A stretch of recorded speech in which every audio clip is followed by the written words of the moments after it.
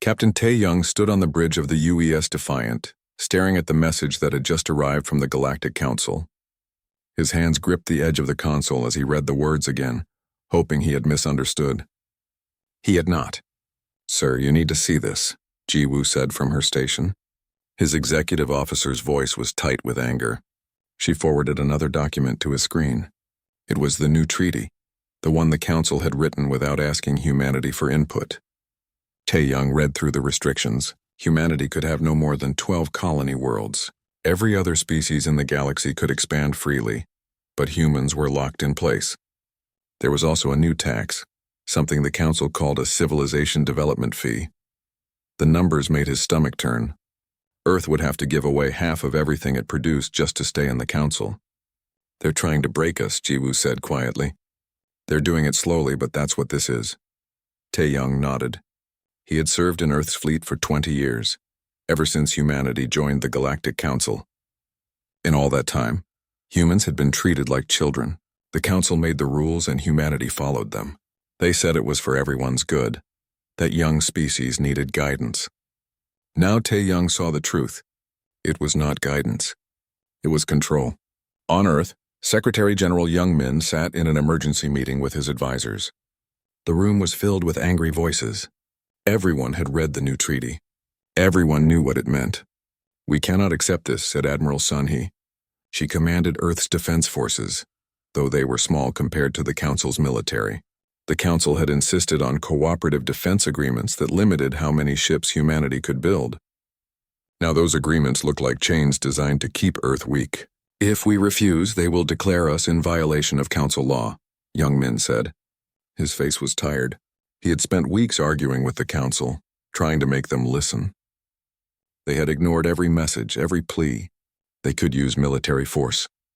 "Then let them try," Sun-hee replied. Her voice was hard as steel.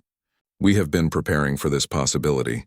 Not openly, but we have ships they don't know about. Weapons we built in secret. We are not as helpless as they think." Young Min looked around the room. He saw the same expression on every face. Humanity was done bowing. In the outer colonies, a scientist named Da-un made a discovery that would change everything. She had been investigating strange malfunctions at human research facilities, equipment that failed for no reason, experiments that produced impossible results. She had suspected sabotage, but finding proof was another matter. Now she had it. Hidden code in the Council's technology sharing programs, subtle alterations to the equipment they provided. The Council had been deliberately holding humanity back, making sure human science could never match their own. Daeun sent her findings to Earth immediately. She also sent them to every human colony, every ship in the fleet. Within hours, millions of people knew the truth. The Council had not been helping humanity develop. They had been crippling them. Back on the Defiant, Tae-young received new orders. A Council enforcement fleet was approaching human colonies in the Outer Rim. His orders were simple: stand aside and let them through. The Council claimed they needed to inspect the colonies for treaty compliance. Everyone knew what that meant. Occupation. "What are your orders, Captain?" Ji-woo asked. Tae-young looked at his crew. These people had served with him for years. They trusted him. He thought about the treaty, about the sabotage Da-un had discovered, about 30 years of being treated as lesser beings. He thought about his daughter, growing up on Earth, and the future she would have if humanity stayed on this path. "Helm, move us between the Council fleet and New Busan colony," he said. "Battle stations. Raise shields and charge weapons." Ji-woo's eyes widened. "Sir, that's a direct violation of Council orders." "I know what it is," Tae-young interrupted. "Send a message to the Council fleet. Tell them no human colony will be occupied. Tell them if they want to cross this line, they'll have to go through us first." The bridge was silent for a moment. Then Ji-woo smiled. "Yes, sir." She turned to her console and began typing. Around the bridge, the crew moved to their stations with new energy. They knew what this meant. They knew there was no going back. Tae-young watched the Council fleet on his screen. 6 ships against his 1. He knew the odds, but he also knew that some things were worth fighting for, even when the fight seemed impossible. The Galactic Council had crossed the line. They had pushed humanity too far, demanded too much, taken too much. They thought humans would accept it because they always had before. They thought humans were weak. They were about to learn otherwise. The Council fleet commander looked at his screen in disbelief. A single human ship was blocking their path. 1 ship against 6. The commander, a Vrelian named Thexron, had 4 arms and each one gestured in amusement. "The humans think they can stop us with 1 cruiser," he said to his bridge crew. Several officers made clicking sounds that served as laughter. "Send 3 ships to remove them. Do not destroy them completely. I want the captain alive to face trial for this stupidity." 3 Council warships broke formation and moved toward the Defiant. They were larger, better armed, and their shields were stronger. On paper, this should have been a quick fight. Tae-young watched them come. "Kyung-soo, status on weapons." His weapons officer checked her console. "All systems ready, Captain. We have surprise on our side. They think we are no threat." "Yoonji, how much can you push the engines?" Tae-young asked his engineer. "I can give you 130% for about 10 minutes, Yoonji replied. "After that, things might start melting." 10 minutes is all I need, Tae-young said.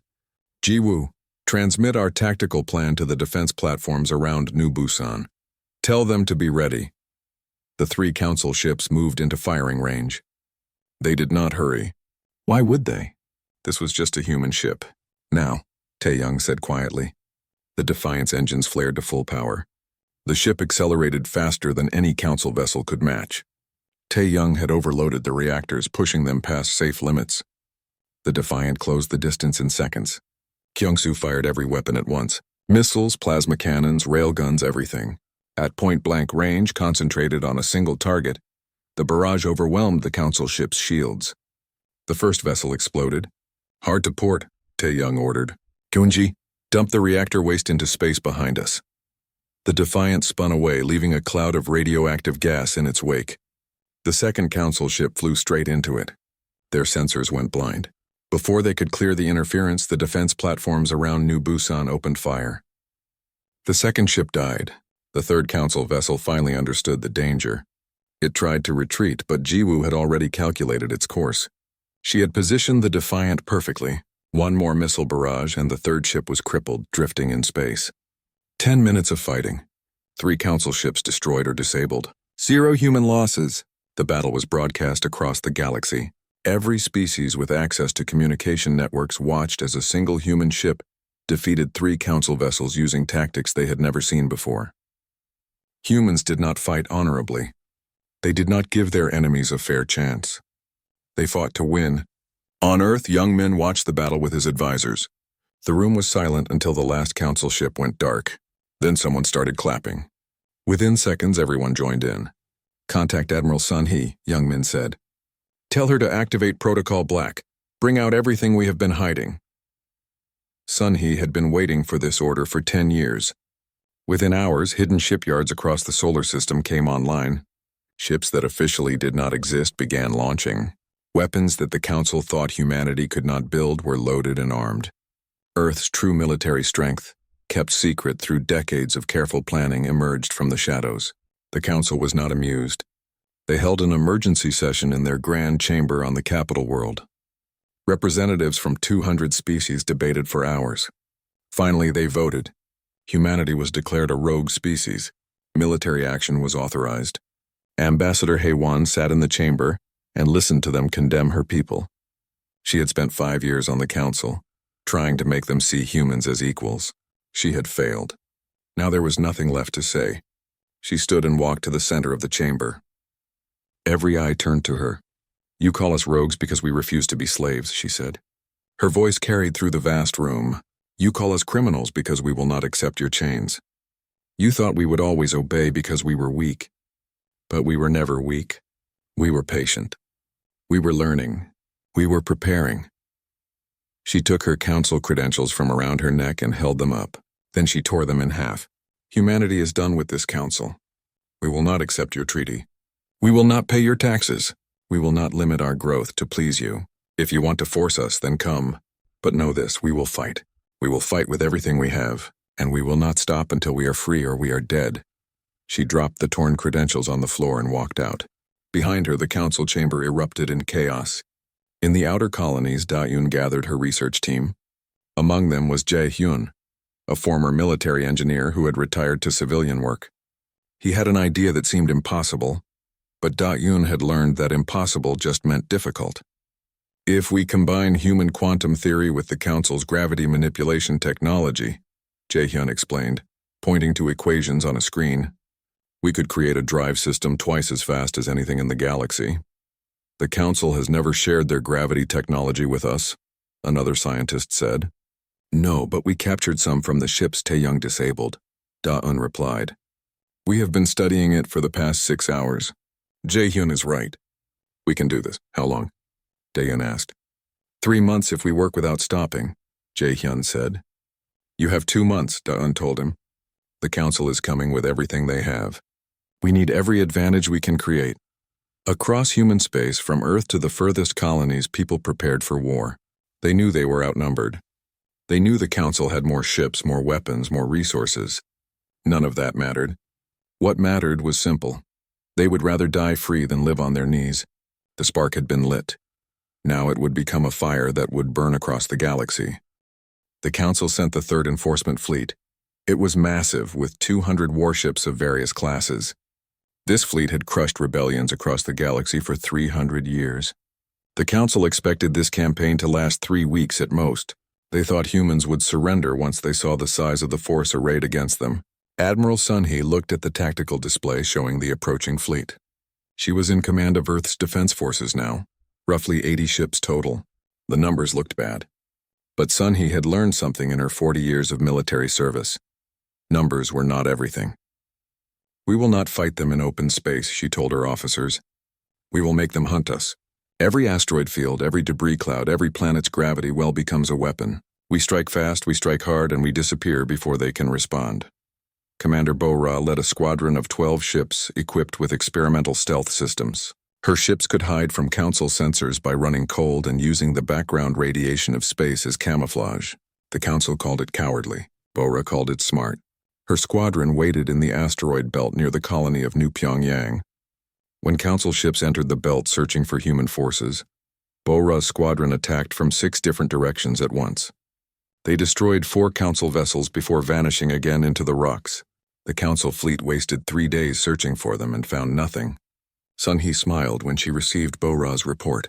This was how humans would fight. Not with honor or glory, but with whatever worked.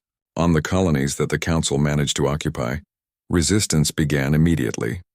General Hyun-woo had prepared for this. He had trained civilian volunteers in guerrilla warfare, taught them how to make weapons from common materials, showed them how to turn their homes into fortresses. In the city of Armstrong on Luna, Council troops marched through the streets expecting compliance. Instead, they found buildings rigged with traps. Every intersection became a kill zone. Soo-jin, who had been a teacher before the war, led a group of civilians in ambushing a Council patrol. They used mining charges and homemade explosives. The patrol was wiped out. The Council troops were professional soldiers, but they had never fought an enemy like this. Every human from children to elderly seemed ready to fight. The civilians did not wear uniforms. They looked like ordinary people until they attacked. The Council troops became paranoid, seeing threats everywhere. This is not war, this is terrorism, a Council commander complained in a report back to headquarters. Hyun-woo read the intercepted report and laughed. They call it terrorism when the weak fight back. When they do it, they call it peacekeeping. While the military fought in space and on the ground, Da-eun's science teams worked without rest. Jae-hyun had been true to his word. In 2 months, they built the first Horizon Drive. It used quantum entanglement and controlled gravity waves to move a ship faster than anything the Council could produce. The first test ship, a small destroyer called the Pathfinder, jumped from Mars to Jupiter in under an hour. The same trip would have taken a Council ship 6 hours. Jae-hyun watched from the command center as the test results came in. They had done it. Start production immediately, Da-eun ordered. Every ship we have needs this drive. Make it happen in 3 months. That is impossible, an engineer said. Then do the impossible, Da-eun replied. Our people are dying while we talk. Work faster. Earth itself became a fortress. Orbital defense platforms ringed the planet. Moon bases held missile batteries. Mars was converted into a massive shipyard. Every resource humanity had went into the war effort. Young Min addressed the people of Earth in a broadcast that reached every human colony. He stood in the ruins of Geneva, which had been bombed by Council forces a week earlier. Bodies were still being pulled from the rubble. They thought they could break us by killing our cities, Young Min said. His voice was steady despite the destruction around him. They thought we would beg for mercy. They do not understand humans. We do not break. We do not surrender. Every bomb they drop makes us stronger. Every life they take gives us more reason to fight. He pointed to the ruins behind him. This was a city of 2 million people. Now it is a grave. But from this grave we will rise. We will rebuild.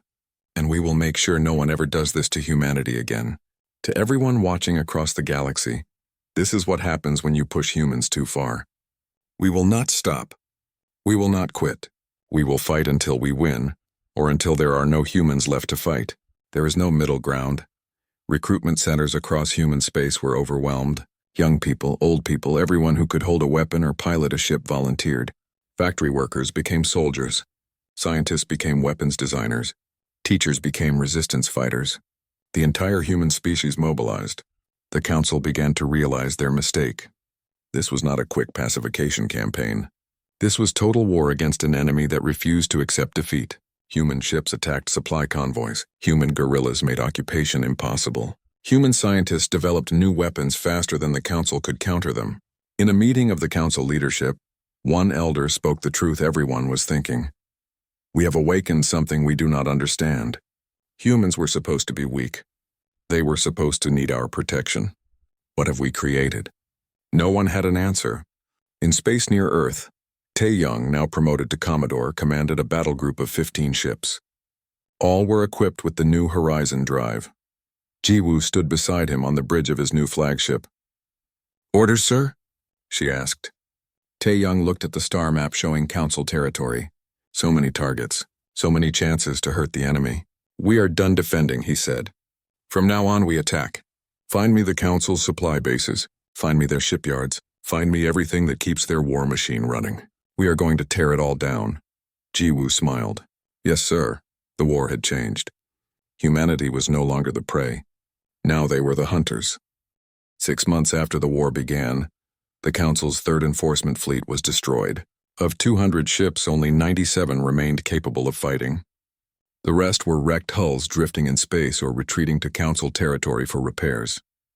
The campaign that was supposed to last 3 weeks had become a nightmare with no end in sight. The Council leadership met in emergency session. They had expected an easy victory. Instead, they were losing. "How is this possible?" one Council member demanded. "Humans have fewer ships, older technology, and less experience." "How are they winning?" "Because we are fighting the war we know and they are fighting the war they need," replied another. "They do not care about honor. They do not care about rules. They care only about survival, and that makes them more dangerous than we ever imagined." Commodore Tae-young stood on the bridge of his flagship, the UES Retribution. Around him in formation were 14 other warships, all crewed by veterans who had survived dozens of battles. Ji-woo worked at her console, analyzing intelligence reports from deep in Council space. "I have found a target," she said. "Council supply depot in the Helios sector. 20 defense platforms, 15 patrol ships. They are resupplying the Council's 4th and 7th fleets from this location." "How long to get there with the Horizon drive?" Tae-young asked. 18 hours, Ji-woo replied. "Plot the course," Tae-young ordered. "We leave in 1 hour." The attack on the Helios depot was perfectly executed. Tae-young's battle group jumped in, destroyed the depot's defenses in 20 minutes, and jumped out before Council reinforcements could arrive. 400,000 tons of supplies went up in flames. 2 Council fleets were now stranded without fuel or ammunition. Commander Bo-ra's stealth squadron had become legendary. Council captains spoke her name with fear. She was the ghost that appeared from nowhere, killed and vanished. In the Battle of Proxima Station, her 8 ships disabled a massive Council shipyard defended by 30 vessels. She used the station's own defense platforms against it, hacking their systems and turning their weapons on Council ships. Her squadron escaped without a single casualty. The Council branded her a war criminal. They offered rewards for her capture. Humanity gave her medals and promoted her to commander of Strike Fleet Alpha, a new formation of 100 ships built specifically for deep raids into Council territory. On the occupied colonies, General Hyunwoo's resistance networks grew stronger every day. The Council controlled the major cities, but they could not hold the countryside. Every road was dangerous. Every supply convoy was ambushed. Every council soldier lived in fear. Sujin led a mission to liberate a prison camp on New Jeju. The council had imprisoned 3,000 human civilians there, hostages meant to discourage resistance. Sojin's force numbered only 200 fighters, but they had surprise and determination. They attacked at night during a storm. The guards never knew what hit them. In 2 hours, the prison was taken and the captives freed. Sujin stood at the gates as the freed prisoners walked out. "You are safe now," she told them. "The council thought they could use you to break us. Instead, you are proof that we will never abandon our own." The freed prisoners joined the resistance. 3,000 civilians became 3,000 fighters. The council's plan had backfired completely. Daeyeon's research teams continued to innovate. The Horizon Drive was just the beginning. They developed new plasma weapons that cut through council shields like paper. They created armor alloys that could withstand punishment no other species could match. They built combat suits that enhanced human soldiers, making them faster and stronger. Jae-hyun led the testing of every new weapon. He volunteered for the most dangerous trials, refusing to ask others to take risks he would not. When a prototype reactor almost exploded during a test, he was the one who manually shut it down, receiving a dangerous dose of radiation in the process. He spent 2 weeks in medical recovery, then went straight back to work. "You nearly died," Do-eun told him. "And now the reactor works," Jae-hyun replied. "That is what matters." But victory was not without cost. Earth's cities were bombed repeatedly. New Seoul became a crater. New Tokyo burned for days. Millions died in the attacks. Young men watched the casualty reports climb higher every day. Each number was a person, a life, a family destroyed. Admiral Sun Hee lost her own daughter in the defense of Mars. Lieutenant Hye Jin was a fighter pilot, one of the best. She died when her ship was destroyed protecting a civilian transport. Sun Hee received the news while commanding a battle. She did not stop working. She did not cry. She finished the battle, won the engagement, and only then did she allow herself to grieve. At Haejin's funeral, Sun Hee spoke to the assembled mourners. "My daughter died doing what she believed in. She died protecting others. She died free. The council thinks they can break us by taking our loved ones. They are wrong. Every loss makes us more determined. Every death gives us more reason to win." Humanity buried its dead and kept fighting. The council had expected humans to collapse under the weight of losses. Instead, humans became harder with each sacrifice. Ambassador Hae-won continued her broadcasts from hidden locations. She had become the voice of resistance not just for humans, but for other species suffering under council rule. Her words inspired uprisings across council space. "The council maintains power through fear," she said in one broadcast. "They tell you that you are weak and they are strong. They tell you that resistance is futile. But look at humanity.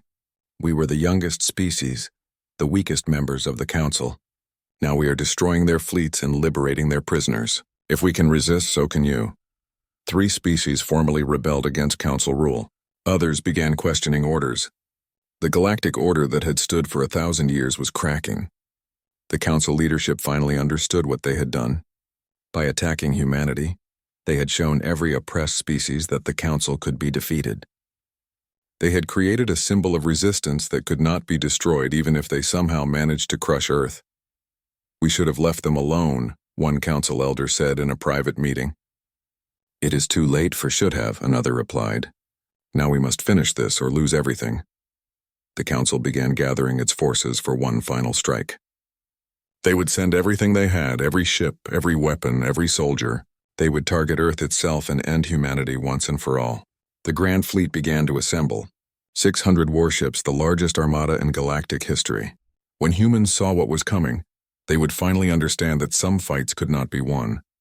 The council did not yet realize that understanding and accepting were 2 different things. The council's Grand Fleet jumped into the Sol system with 600 warships. It was the most powerful military force ever assembled in galactic history. Their target was clear: destroy Earth and end humanity's resistance once and for all. Admiral Sun Hee watched the enemy fleet appear on her sensors. She commanded Earth's defense forces from a command station on Luna.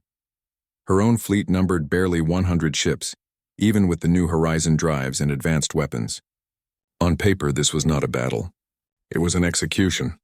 "They want a fleet engagement," Sun Hee said to her staff. They want us to mass our forces and fight them in open space where their numbers will crush us. So we will not do that. She activated the communication system, broadcasting to every human ship in the Sol system. All ships execute protocol scatter. Do not group up. Do not form battle lines. Use every planet, every moon, every asteroid as cover. Make them fight 100 battles across billions of kilometers. Make them hunt you. And make them pay for every meter of space.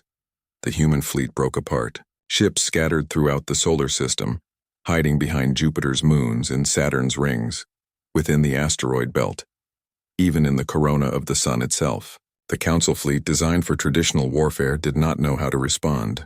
Find them and destroy them, ordered the Council's Supreme Admiral from his flagship, a massive dreadnought called the Eternal Authority. They cannot hide forever, but humans could hide well enough. And when Council ships came looking, humans struck. Commodore Tae Young commanded the carrier group defending the outer system. His ships used Pluto as a base, jumping in and out of combat with the Horizon Drive. Jiwoo coordinated their strikes with mathematical precision. 3 Council cruisers approaching Neptune, she reported. They are alone, separated from the main fleet. Target them, Tae Young ordered. All ships jump in 3, 2, 1 now. 5 human ships appeared around the Council cruisers. The attack lasted 90 seconds. All 3 Council ships were destroyed. The human ships jumped away before reinforcements could arrive. The Council fleet was fighting ghosts. They could not pin down the human forces. Every time they concentrated on one area, humans attacked somewhere else. The Council had numerical superiority, but they could not use it effectively across such a vast battlefield. Commander Bora had the most dangerous assignment. She was ordered to kill the Council flagship. Her stealth squadron, 12 ships total, prepared for a suicide mission. Everyone knew the odds. No one hesitated. We use the sun, Bora told her captains. The radiation will blind their sensors. We emerge at point-blank range and fire everything we have. 1 shot. If we miss, we die. And if we hit? One captain asked. We probably still die, Bora replied. But we take them with us. The squadron dove into the sun's corona, using specially reinforced shields to survive the intense heat and radiation. Council sensors lost track of them immediately. The Eternal Authority believed they had been destroyed. Bora counted down the seconds as they circled behind the sun. Emerge in 5, 4, 3, 2, 1 now. 12 human ships burst from the sun's corona at full speed. They were less than 10 kilometers from the Eternal Authority, so close that the dreadnought's weapons could not track them. Every human ship fired at once. Missiles, plasma, railguns, everything. The Eternal Authority's shields collapsed under the barrage. Explosions rippled across its hull. The command section took a direct hit. The Supreme Admiral died instantly, along with 3,000 crew members. The massive dreadnought began to list, life support failing, power flickering. Bora's own ship, the Revenant, was crippled by return fire from the Council escorts. Her engines were gone, hull breached in a dozen places, but her crew was alive and the Council flagship was dead. All ships retreat, she ordered the surviving vessels of her squadron. 7 ships jumped away. 5, including the Revenant, could not. They drifted in space, waiting for rescue or death. On Earth, General Hyunwoo activated the Scorched Earth protocols. Council troops were landing in force, trying to capture major cities. They expected human forces to defend those cities. They were wrong. Let them have the cities, Hyunwoo ordered. Evacuate civilians to prepared shelters. Then make every building a death trap. When they think they have won, we strike. Council troops occupied New York, London, Lagos, dozens of major cities. They found them eerily empty. Then the attacks began.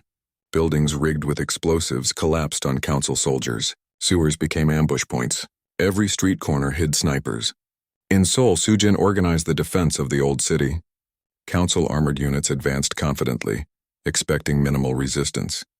Instead, they found themselves trapped in narrow streets facing an enemy that knew every alley, every building, every hiding spot. Civilians who had never held a weapon before fought with improvised tools. Students threw homemade explosives from rooftops. Factory workers used industrial equipment as weapons. The Council troops had advanced armor and training, but they were fighting on humanity's home ground. One Council armored division was held at bay for 3 days by fewer than 500 fighters. When reinforcements finally broke through, they found the division destroyed and Sujin's force already gone, melted away to fight elsewhere. Dayun worked without sleep in her laboratory deep beneath Luna's surface. She had one more weapon to unveil. Jae-hyun had called it the Reaper missile. It used quantum guidance systems that could track and target enemy ships across light minutes of space. No countermeasures could stop it because it was not following the target's current position. It was calculating where the target would be and meeting it there. "How many do we have?" Dae-eun asked. 200, Jae-hyun replied. "We have been building them in secret for 3 months. They are deployed in hidden lunar bases ready to fire on your order." Da-eun contacted Admiral Sun-hee. "I have a gift for the Council fleet." "Make it count," Sun-hee replied. 200 Reaper missiles launched simultaneously from 12 hidden bases. They accelerated to incredible speeds. Their quantum guidance systems locked on Council ships throughout the Sol system. The Council fleet detected the launch but could not understand what they were facing. Their point defense systems tried to intercept the missiles and failed. The Reapers adjusted their courses faster than any computer could calculate. 50 Council ships died in the first volley. Explosions lit up the solar system. The Council fleet, already struggling against human hit-and-run tactics, suddenly faced a weapon they could not defend against. "Launch another volley," Dae-eun ordered. The battle for Seoul lasted 47 days. When it ended, the Grand Fleet was destroyed. Only 70 Council ships escaped the system, most of them damaged. Earth had lost 42 ships and millions of civilians, but the planet still stood. Young Min broadcast to the galaxy from the ruins of Geneva. Behind him, rescue workers searched for survivors. His clothes were covered in dust. His face showed exhaustion, but his voice was strong. "You sent 600 ships to destroy us," he said. "You brought your best weapons, your finest crews, your supreme admiral. You told yourselves this would be easy. You told yourselves humans were weak. Look around. Where is your Grand Fleet? Where are your ships? Where is your admiral?" He gestured to the rubble behind him. "You bombed our cities. You killed our people. You thought we would break, but we are still here. Damaged, bleeding, but still here. Can you say the same?" The broadcast ended. Across the galaxy, billions of beings watched and understood. The Council was not invincible. Humanity had proven it. The destruction of the Grand Fleet sent shockwaves through every civilization in the galaxy. For 1,000 years, the Council had been the supreme power. No one questioned them. No one resisted them. Now humanity had shattered that illusion with 47 days of brutal combat. The Council tried to control the narrative. They released statements calling the Battle of Seoul a temporary setback. They claimed humanity had used forbidden weapons and violated the laws of civilized warfare. They promised that order would be restored soon, but Ambassador Haewon made sure the truth spread faster than the Council's lies. She had footage of the entire battle. She had recordings of Council admirals ordering the extermination of Earth. She had proof of Council war crimes on occupied human colonies. All of it was broadcast across 1,000 worlds. "Look at what they call justice," Haewon said in one broadcast, showing footage of Council troops executing human prisoners. "Look at what they call civilization." She showed destroyed hospitals, bombed schools, dead children. "The Council says we are savages, but who is killing civilians? Who is burning cities? Not humanity. We fight soldiers. We destroy military targets. They murder anyone who refuses to bow." Other species watched and began to question. The Krelians had been forced into the Council centuries ago. The Morthani had seen their homeworld stripped of resources to fuel Council expansion. Dozens of civilizations had grievances they had been too afraid to voice. Now they found their voices. Commodore Tae-young led humanity's counteroffensive. The defense of Seoul had proven that humans could survive the Council's full might. Now it was time to prove they could win. His fleet struck deep into Council territory, no longer defending but attacking. Jiwoo's intelligence network had grown sophisticated. She knew where Council supplies were stored, where their shipyards operated, where their military bases were located. Every target was carefully chosen to cause maximum disruption. "We are not conquerors," Tae-young told his captains. "We do not bomb civilian centers. We do not kill innocents. We fight the Council military and the Council government. Anyone else is off limits. We must be better than them, or we are no better than them." His fleet destroyed a Council military academy on the planet Vex 7, but they waited until all cadets had been evacuated. They wrecked a shipyard on Krell Prime, but they gave the workers 2 hours to leave first. They fought with precision, not vengeance. The unbroken resistance had grown beyond human colonies.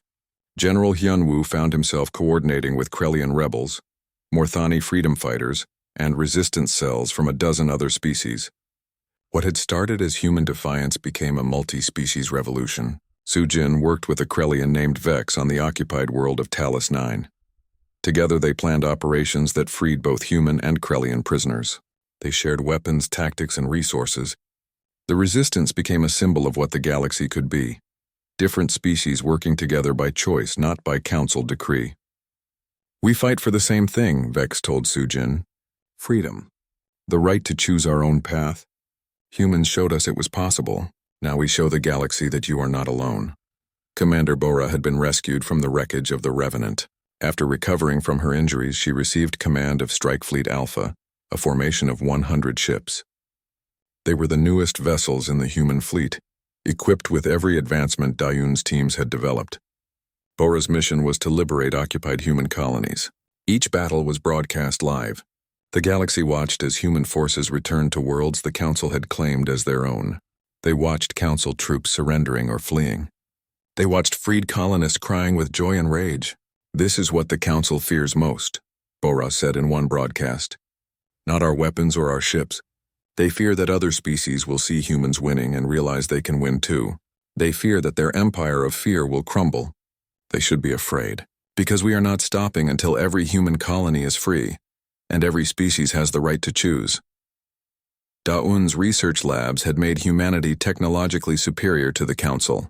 The gap was not large, but it was enough. Human ships were faster. Human weapons hit harder. Human defenses were stronger. The species that had once been considered primitive now led the galaxy in innovation.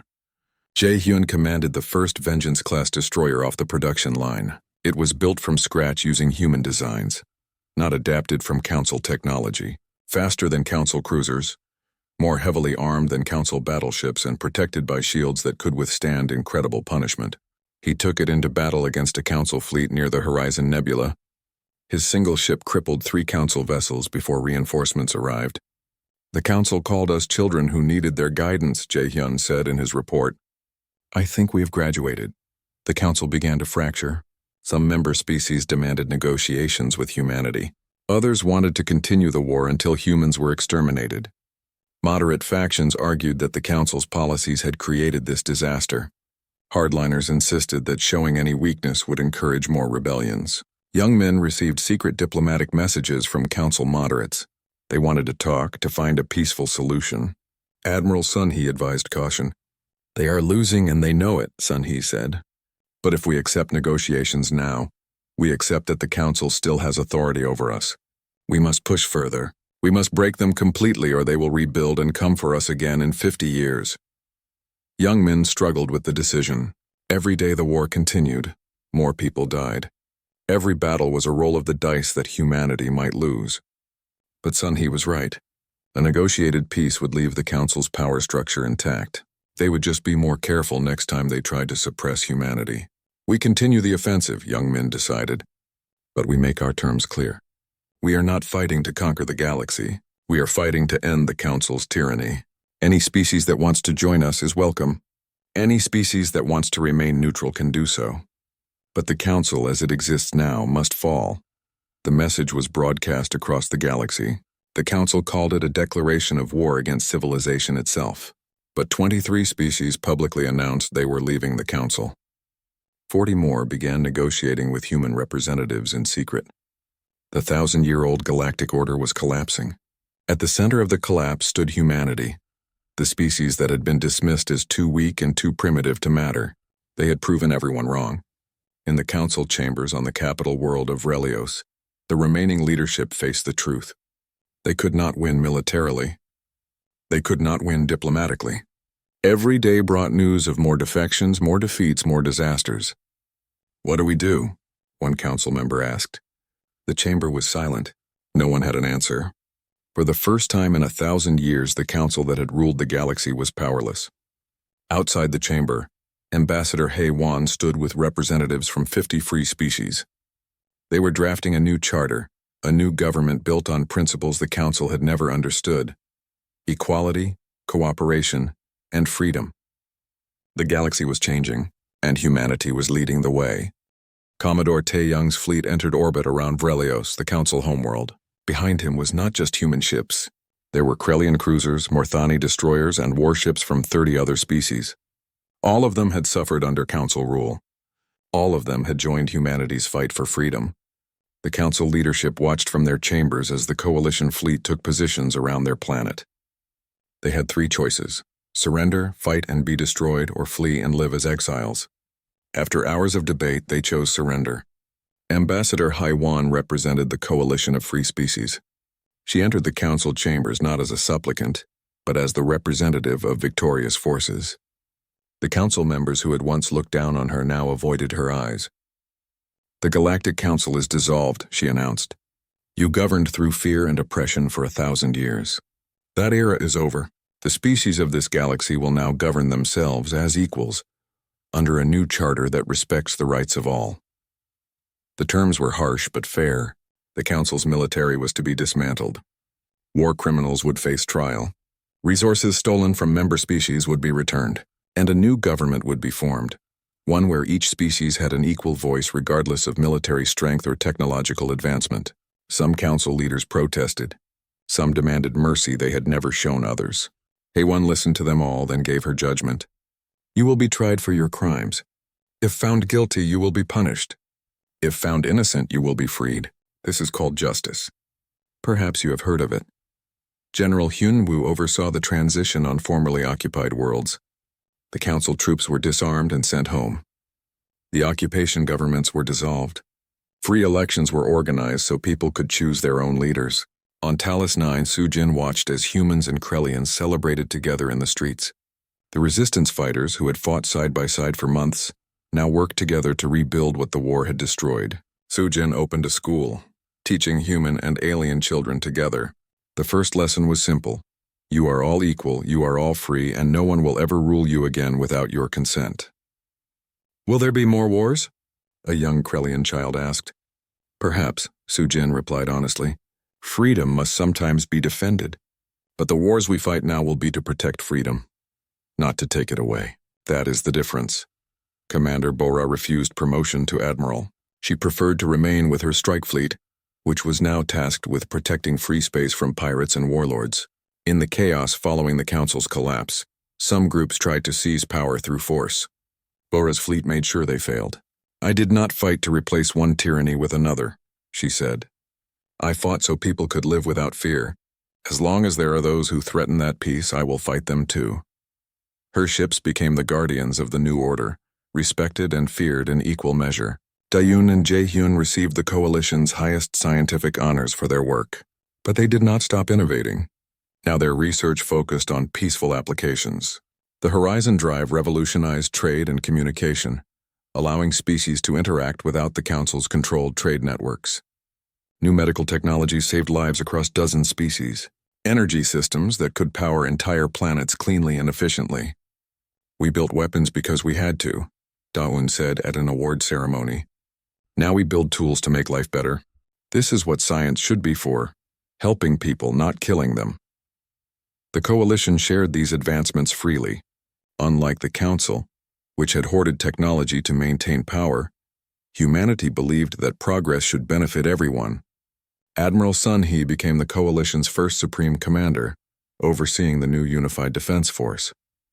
She made sure the military served the people, not the other way around. Every species contributed forces, but no species could dominate. "We learned a hard lesson," she told the first graduating class of the Coalition Defense Academy. "Power concentrated in too few hands becomes tyranny. Your duty is to protect freedom, not to impose order. Never forget the difference." The Academy trained officers from every member species together. They learned each other's languages, cultures, and ways of thinking. The goal was not uniformity, but understanding. Young Min served as Earth's first ambassador to the new Coalition Senate. Every species had equal representation. Decisions required consensus, not domination. It was messy and slow, but it was fair. "Democracy is difficult," Young Min said in his first speech to the Senate. "It requires patience, compromise, and respect for those who disagree with you." The Council ruled efficiently because they ignored dissent. "We will govern slowly because we listen to everyone. I believe the second way is better. Not everyone agreed with him. Some species wanted stronger central authority. Others wanted complete independence. The debates were fierce. But they were debates, not wars. Words, not weapons. Tae-young retired from military service after the war ended. He returned to Earth, to a small house outside of what remained of Seoul. He spent his days helping with reconstruction, working with his hands to rebuild what the war had destroyed. Ji-woo visited him there. "They want to make you an admiral," she said. "They want you to help run the coalition fleet." "I have done my part," Tae-young replied. "Let younger people lead now. I have seen enough war for one lifetime." "What will you do?" "Live," Tae-young said simply. "Enjoy the peace we fought for. Maybe teach, pass on what I learned. But mostly just live." The galaxy slowly healed. Reconstruction took years. Some wounds would never fully close. But there was hope now. Something that had been missing for a long time. 5 years after the war ended, a gathering was held on Earth. Representatives from 200 species came to sign the Charter of Free Worlds, the document that would govern the coalition. It guaranteed rights for all species, protections against tyranny, and a commitment to peaceful cooperation. A human child approached her mother at the ceremony. The mother, who had fought in the resistance, knelt down to answer her daughter's question. "Mama, why did we fight the war?" the child asked. The mother thought carefully about her answer. "Because the council told us we had to obey them or be destroyed. Because they thought we were weak and would accept their rules without question. But humans do not accept chains. We fight when pushed too far. We fight when we have no other choice. We fight until we are free. Are we free now?" "Yes," the mother said. "And so is everyone else." That is what the war was really about. Not just our freedom, but everyone's. We showed the galaxy that freedom is worth fighting for and that no tyranny lasts forever. The child thought about this. "Will there be more wars?" "I hope not," the mother replied. "But if there are, they will be different. We will fight together now, all of us, to protect what we built. No one fights alone anymore." The signing ceremony concluded. Fireworks lit up the sky above the ruins and new construction of cities across Earth. Similar celebrations happened on 100 worlds. For the first time in 1,000 years, the galaxy belonged to everyone, not just to the powerful. The Galactic Council had crossed the line. They had pushed humanity to its limit. They had expected humans to break. Instead, humanity shattered the galaxy's old order and built something better in its place. That was the human way. When pushed far enough, they did not just fight back. They fought until the entire system that oppressed them was destroyed. And then they built a new system, one where no one would have to fight for basic rights again. The galaxy had learned its lesson. Never underestimate humans. Never push them past their limit, because when humans reach that limit, they do not just survive. They change everything.